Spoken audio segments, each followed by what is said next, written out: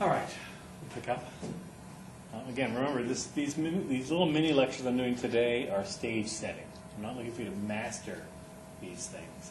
I'm looking for you to internalize them slightly so that as you think about requirements and think about MIS modeling in the future, these help provide, I hope, some perspective.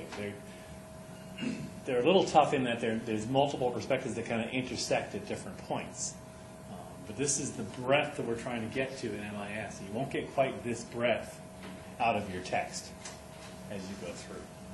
The text is, like I said, it's a good MIS bread and butter, how do all the technologies work. It'll save us the trouble of having to have a lot of those kinds of discussions.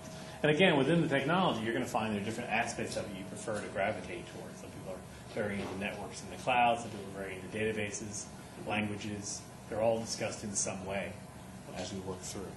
This third model, you've heard me use the word requirements many times just in the first two models. Make sure we get the requirements. It's a common theme to what we do as industrial engineers to make a project more successful.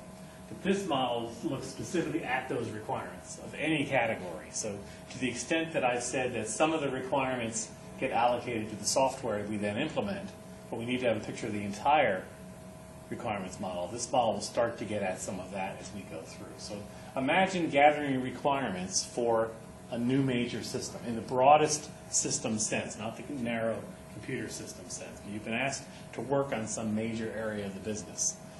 Requirements start and drive from the mission of the enterprise that you're part of. So we always start with the enterprise mission as a starting point. Something we're looking to do is probably a subset of the mission. If it's not, then management needs to rethink the mission if we're actually expanding what we do. But an evolutionary model for requirements starts with your basic mission. And somewhere along the way, some history of your organization, you already know the requirements for a large part of your mission. This diagram depicts it perhaps as a small portion. If you're talking software, perhaps only a small portion of your business is automated today. But there's some subset of your mission you already know the requirements for. So requirements definition, the process of determining and analyzing requirements, is usually looking for requirements we don't already know about and haven't already satisfied. So we take the current requirements, and the starting point for doing requirements is that all of the requirements are unknown. And requirements definition is about figuring out what those requirements are as we go through. So you as an engineer would have to define a lot of requirements. The first step is simply to discover them. So discovering the business has a need or a requirement is the first step of defining requirements. I stress that because many organizations don't document their discovered requirements. They should, but they don't, for reasons we can talk about as we go through the model. But once you know a requirement has been discovered, the next question is it really desired or not? Are we really looking to satisfy that requirement now? Okay.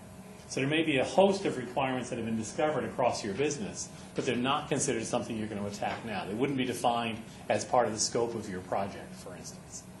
So we might have a requirement to do some new process across 20 different installations, but we're given a project scope to say only do these 5.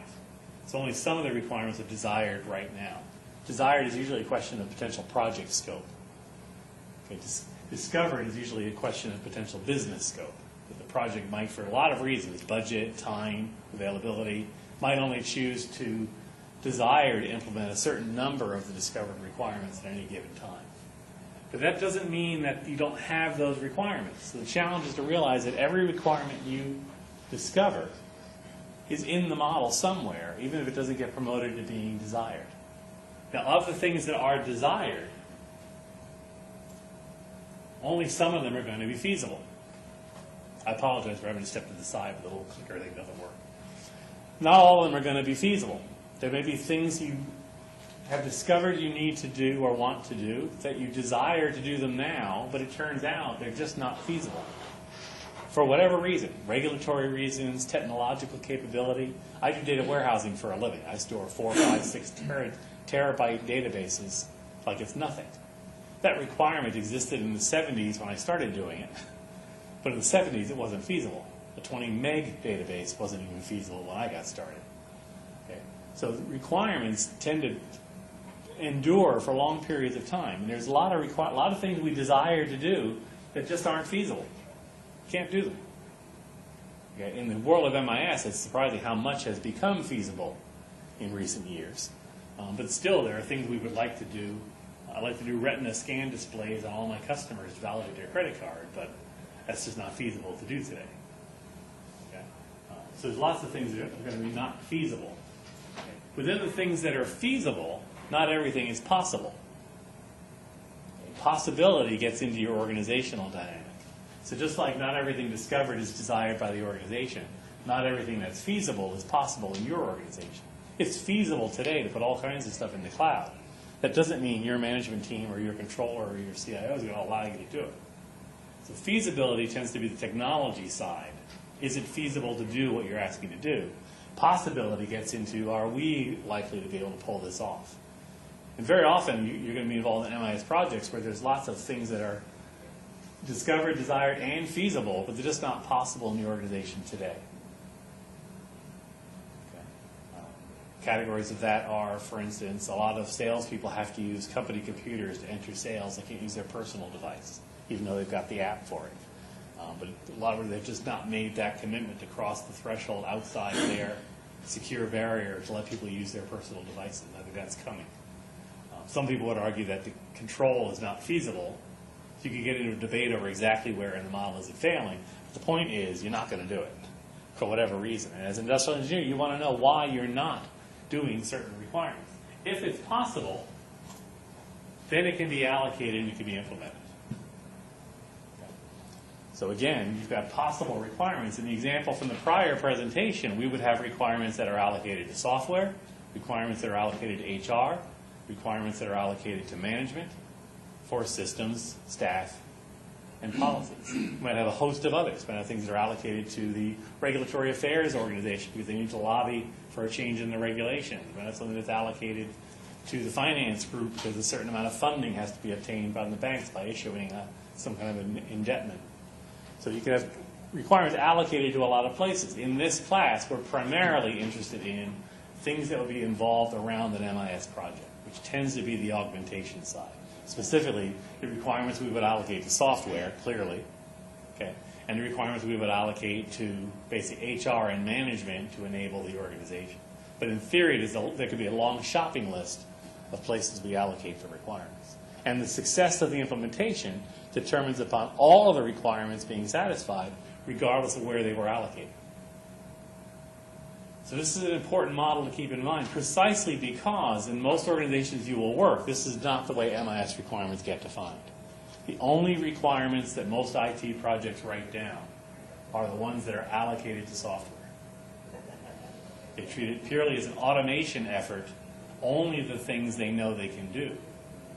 So they won't write down a requirement to build a database bigger than they think they can build. Somehow they'll write down a requirement to build one they can build, even though the requirement is for something bigger. If you're not really writing down the customer's requirements, how are you going to know you're doing quality work? So I need to know there's a requirement for a 5 terabyte database on my laptop. Okay, and that ends up being desired but not feasible. Okay, or maybe a 4 gig database. That's not only desired, it's feasible, but it's not possible. What I end up building is maybe a 200 meg database for people's laptops. That's what I allocate.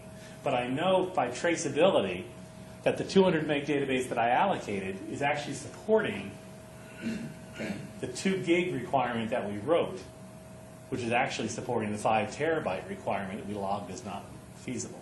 So I need to know when I'm working with that little database, that's the best I could get right now, and it's meant to evolve toward an ever bigger database as I bring those requirements down.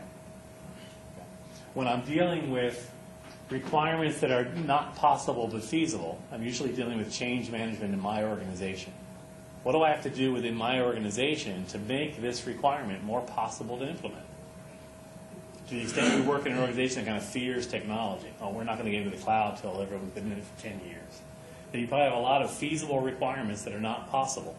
So you've got to work on evolving your organization, training, management, giving briefings, getting them basically to open up the floodgates, let us start using the cloud the way everyone else is using it.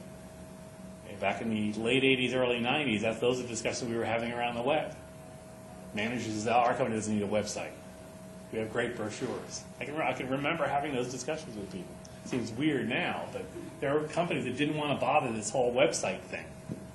Waste of time. Why would I do that? Okay. It was considered feasible but not possible, and it took a long time to get some of these people on board. So you're always going to have those kinds of requirements. So if you're doing good engineering of requirements, you have requirements in all of these categories. You can almost predict what next year's projects have to be just by looking at the requirements that got held up in this pipeline. So if you're watching technology mature, if you're an R&D function, if you will, within IT, what you're doing is you're paying attention to what's happening in the technology with this constant eye on desired requirements that weren't feasible. When are they going to become feasible? Or you're paying attention to organizational culture to say, when will some of this feasible stuff become possible for us? So you might have years' worth of work backlogged in some of these categories, but it's important that we get them written down. Because then when we start to measure whether a system is successful, we can measure its success against the allocated requirement. We can also do a review to see if the way you did the allocated requirement is consistent with what you said you want to do in terms of long-term requirements. So you avoid that kind of pitfall. Lots of IT projects fall into this, where they build a system to meet the currently allocated requirements. Next year, the users come back and say, I've got some more money, now can you finish the rest of it? And the response is, no, we didn't really architect the system to be expandable. And users say, what do you mean? I told you I need all these other modules added. Well, we didn't do them last year, so we didn't really design an architecture that would support that kind of work. I hear it all the time on IT projects. So requirements evolution is an important part of what we bring to bear as industrial engineers, looking at what's going on in so many of our processes. So that's a very brief little model, but I want you to keep it in mind as you start thinking about or doing requirements in the future. With that, any questions on that? Pretty straightforward model.